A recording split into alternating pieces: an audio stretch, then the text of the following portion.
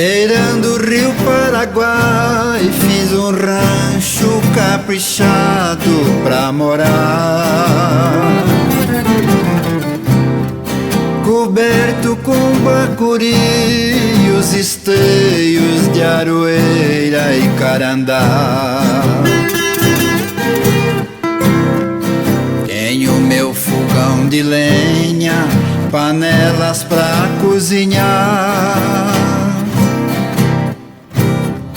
Da varanda eu vejo o rio e a serra da Bodoquena. Ouvindo um modão bonito no meu rádio sem antena.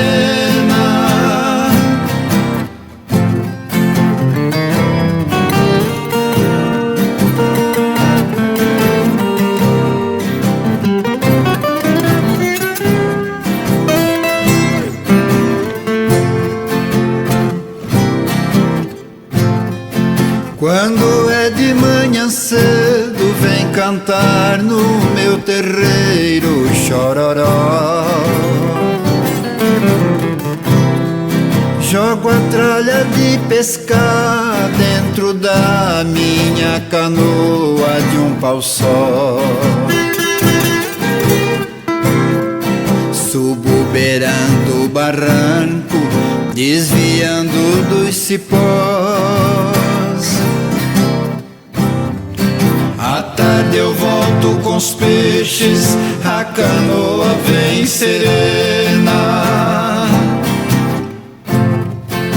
Vai descendo o rio abaixo,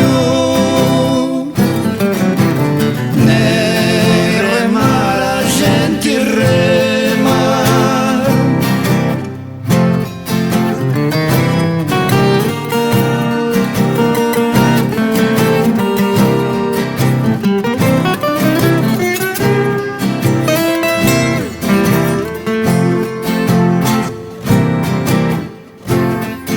Pra pegar pacu e dourado não é qualquer um que pega, tem as manhas.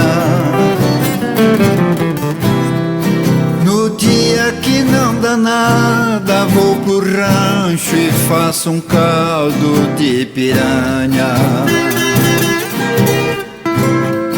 Cantarolo uma modinha, minha mulher me acompanha.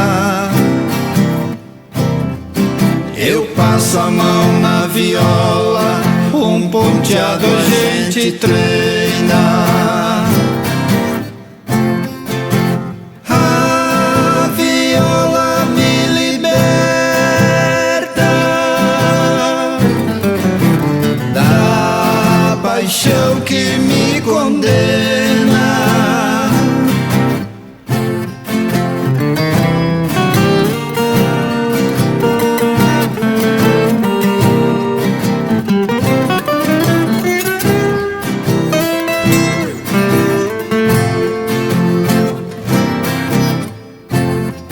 Levar a vida que eu levo é tão boa que eu não quero nada em troca.